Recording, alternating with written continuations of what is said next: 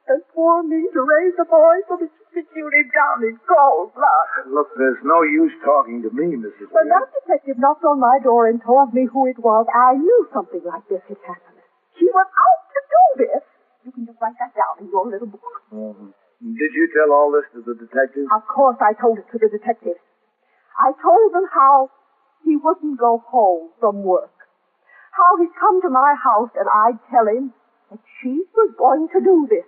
He wouldn't believe me. I'd sit him down and I'd give him a drink and I'd tell him what she was like. I had to keep a bottle of whiskey especially in the house for him. In cold blood. And those poor children, the most gorgeous children you ever saw. They look just like their grandfather. Mrs. Wheeler, it's 4 o'clock in the morning almost. I'd suggest that you go home and... There she comes. I want to talk to her. Now, Mrs. Wheeler, they're going to book her. You can't talk to her now. I have my rights. You don't have a right to talk to her now. All right. Just stand in there closer to the railing. Yes. That's right. Beyond me how you can treat anyone like that with decency, like a human being. The name is Eva Wheels, Lieutenant. W-E-A-L-D? That's right, yes. I wish you would use your maiden name. Mrs. Wheeler, if you don't stop interfering, I'll have to ask you to leave the station house. 3145 First Avenue. With my son, my baby, the baby of my family, that's not interfering. 831. Ain't been out for a meal yet, Cat? No, not yet, man. I'd like you to tell the captain why I couldn't see her upstairs. I'd like you to tell him what you told me. Go on, tell him what you told me. It's not necessary for him to tell me, Mrs. Wheeler. You have no right to interfere and interview a suspect during the course of the investigation. I'll see what my rights are. Well, we'll be taken to the 19th Precinct where they have cells for female prisoners. I don't care. She don't care about anything. We'll be taking a felony court in the morning. Meantime, you're entitled to have us make 3 telephone calls. There's nobody I want to call. There's nobody that would talk to her. All right, wait in the back room with her, darling. Yes, sir. Right this way, Miss Will. Well, how do you like that? She didn't even have the decency to say hello to me. Not even the decency to do that. After she shot down my son in cold blood. The way she described it, Mrs. Will, it wasn't exactly cold blood. No? I'd like to know what it was then. Well, that's up to the courts to determine. Not they know. To kill a woman's son like that. It was the same as if she'd taken that gun and aimed it at me. Just the same. It's a good thing you weren't there, Mrs. Wheeler. She might have done just that. 21st Precinct, Sergeant Waters. Sitting on a ledge where? Man or a woman? Yeah? Yeah? What floor? What floor? Well, if she threatened to jump? Yeah? Yeah? And so it goes, around the clock, through the week, every day, every year. The police precinct in the city of New York is a flesh and blood merry-go-round. Anyone can catch the brass ring, or the brass ring can catch anyone. 21st Precinct, a factual account of the way the police work in the world's largest city, is presented with the official cooperation of the Patrolmen's Benevolent Association, an organization of more than 20,000 members of the Police Department, City of New York. Everett Sloan on the role of Captain Kennelly, Ken Lynch as Lieutenant King, Harold Stone as Sergeant Waters. Written and directed by Stanley Niss. Produced for CBS Radio by John Ives. Art Hanna speaking. 21st Precinct has come to you through the worldwide facilities of the United States Armed Forces Radio and Television Service.